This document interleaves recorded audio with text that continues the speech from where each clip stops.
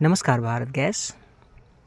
Safety inspection करते समय बहुत से ग्राहक ऐसे हैं जिनका ई-केवाईसी नहीं हुआ है और अगर हम लिस्ट से किसी का सेफ्टी इंस्पेक्शन करते हैं गांव में जाकर, तो आज हम ऐसे ट्रिक लगाने जा रहे हैं जिसकी मदद से उस लिस्ट में ये लिखा होगा कि इनका ई-केवाईसी नहीं हुआ है, तो जिसकी मदद से हम उस ग्राहक का ई-केवाईसी भी तुरंत कर सकते हैं या एजेंसी पे भिजवा के भी कर सकते हैं।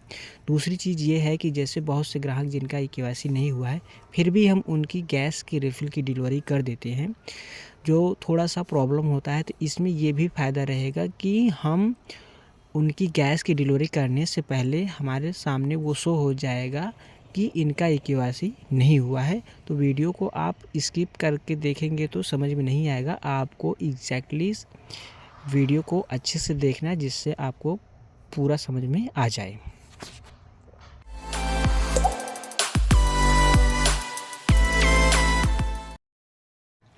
तो सबसे पहले हमें उन ग्राहकों की लिस्ट डाउनलोड कर लेना है जिन ग्राहकों का ई-केवाईसी अभी तक नहीं हुआ है। यहाँ से आ जाने के बाद हमें व्यू अदर रिपोर्ट को ओपन कर लेना है। इसके बाद हमें आ जाना है केवाईसी रिपोर्ट। यहाँ से आ जाने के बाद हमें यहाँ पे मिल जाएगा ई-केवाईसी पेंडिंग कंज्यूमर्स। यहाँ से हम उन सभी ग्राहकों की लिस्ट डाउनलोड करते हैं, जनरल हो या उज्ज्वला, उनकी रिपोर्ट आ जाती है कि जिनकी ई-केवाईसी नहीं हुआ है। तो अभी हम यहाँ पे सबसे पहले PMUY जो उज्ज्वला ग्राहक है, हम उनकी लिस्ट डाउनलोड कर रहे हैं। यहाँ से देखेंगे आप कि आपके सामने कुछ इस तरीके से आ जाएगा। यहाँ पे आप देखेंगे कि सबसे पहले एरिया नेम में हमारा जो शो हो रहा है PMUY ई-केवाईसी पेंडिंग, ये हमारा इसलिए शो कर रहा है क्योंकि हमने इससे पहले ही ये एरिया बना लिया है कि हमारे यहाँ जितनी भी डिलीवरियाँ होती हैं बिना ई-केवाईसी कंप्लीट किए उनकी डिलीवरी नहीं होती है। तो ये डाटा हम क्या करते हैं कि इसे CSV में हम कर लेते हैं एक्सपोर्ट कर लेने के बाद यहाँ पे हमें एक्सेल को ओपन कर लेना है। इसके बाद हमें यहाँ पे लगाना है थोड़ा सा फ़िल्टर। जैसे हमें ये देखना है कि हमने तो ऑलरेडी बना रखा है PMU ई-केवाईसी पेंडिंग का, तो हमें देखना है कि हमारे यहाँ जो भी डाटा अभी ई-केवाईसी पेंडिंग के लिए हमने एरिया नहीं चेंज किया, हमें उनका चेंज करना है। तो आपके यहाँ इस तरीके से नहीं आएगा, आपके यहाँ तो नॉर्मली आएगा जो जिसका जितना एरिया है।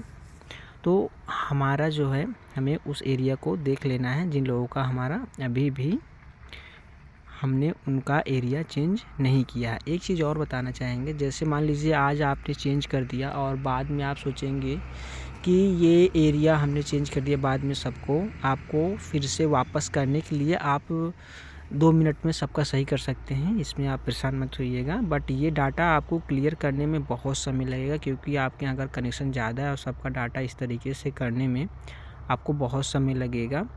तो यहाँ पे देखेंगे आप कि हमारा जो ये है कुछ एरिया हैं जिनका हमने ई-केवाईसी में अभी तक नहीं किया है, तो हमें कुछ करना नहीं है। इनका जो कंज्यूमर आईडी है हमें कर लेना है उनको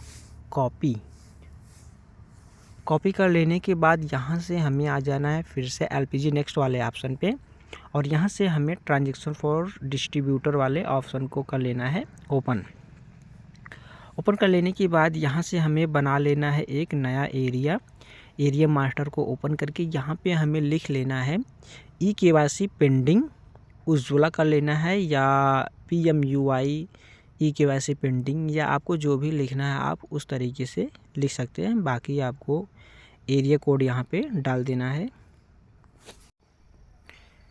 इसके बाद हमें कर लेना है सेव।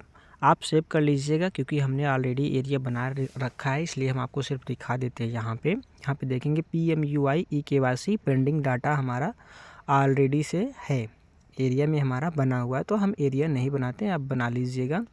इसके बाद हमें आ जाना है फिर से LPG नेक्स्ट वाले ऑप्शन पे और फिर हमें ओपन कर लेना है ट्रांजैक्शन फॉर कंज्यूमर वाले ऑप्शन को।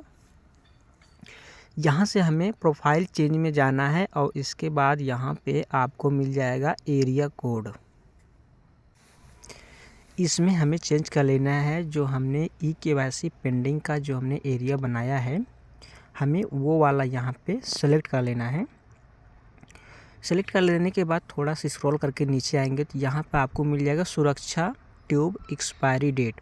यहाँ पे जैसे आपको थोड़ा सा चेंजिंग करना होगा, जैसे मान लीजिए आज है 18 तारीख, तो आपको यहाँ पे 1 दिन बढ़ाना है या आप 1 साल बढ़ा दीजिए या 2 साल या 5 साल कुछ भी बढ़ा दीजिए, उससे कोई मतलब नहीं, बट आपको 1 दिन आज के डेट का आगे बढ़ाना है। जैसे आपको 19 का लेना है, करने के बाद यहाँ पे हमें कैप्चर भरने के बाद सेव कर देना है।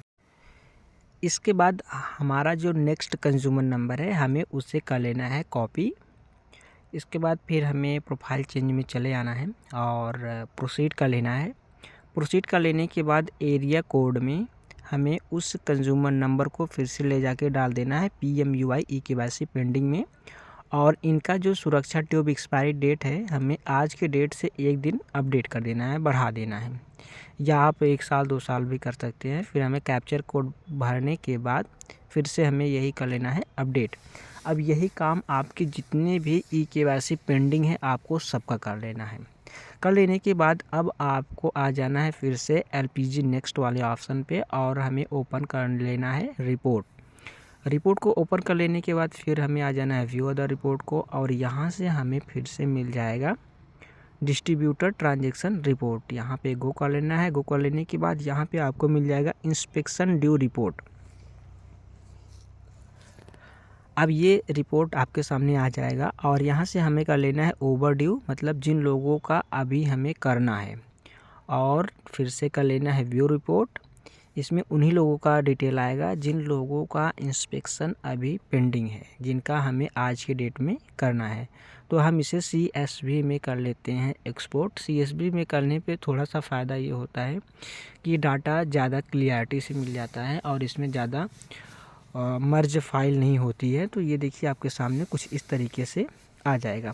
अब यहाँ पे आप देखेंगे जो एरिया है और कंज्यूमर नंबर है, फिर उनका नाम आ गया, उनका एड्रेस आ गया। अब थोड़ा सा हम आपको दिखाना चाहेंगे नीचे स्क्रॉल करके। ये देखिए जो जो हमारा eKYC पेंडिंग है उनका यहाँ पे नाम लिख के आ गया कि PMUI eKYC पेंडिंग।